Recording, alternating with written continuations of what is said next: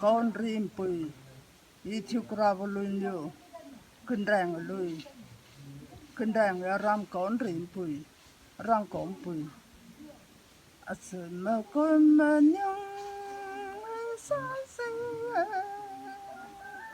asibam kai mya tui bam la da mai na wi su ma san giờ bên của mẹ sầu qua cái gì hàng cái khai nói lâu giờ lên hay cầm bờ ra ngầu mà cái Aliu có nói ra đi em bên cái bên rê tiêu ra cái gì bị ta tu tình cảm nồng rê sơ rơi làm nàng ba mẹ tổ hoàng bữa đang hông hoàng quanh này tôi biết em can gió hoàng này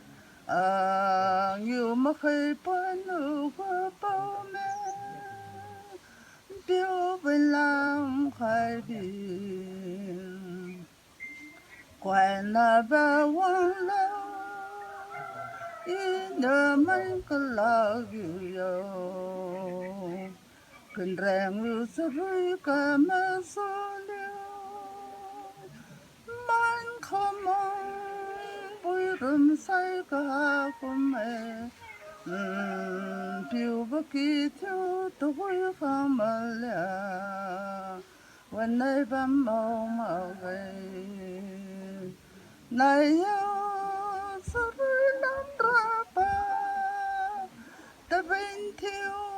ai cả mẹ có lo sai ra sầu hoa gian nhà ni mẹ ngâu sâu ba mươi xa lo phình rèn lăng cái bé hay ra mà sang u ba mẹ này tiêu lu ra ba bé mình nhớ cả ba mẹ tôi nè bám lô la cái quan bám hiu ram tiếng su lu la kum a vinh ra chân ra ngay tang yêu từ yêu đến a chân cái gì sung vang cả vậy. Thank you.